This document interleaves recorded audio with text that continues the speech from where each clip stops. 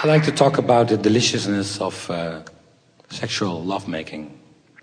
Momentum. Momentum, for sure.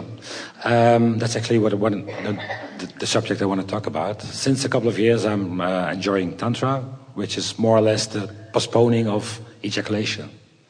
And yesterday I realized it's building up momentum as well.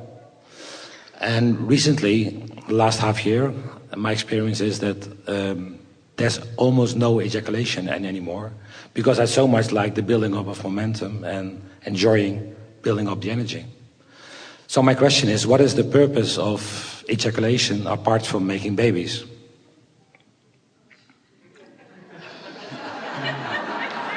Well, it is certainly the natural consequence of momentum.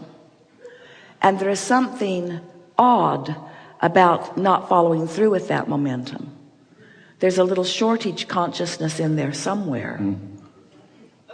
Because we've noticed that there's another and another and another and another and another. Yeah, for sure. So why not just go for it? Okay. Thank you so much.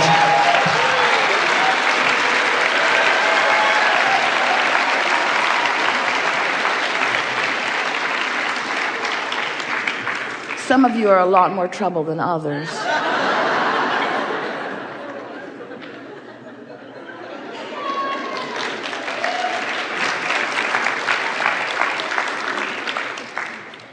That's sort of like having a big pile of money and not spending any of it.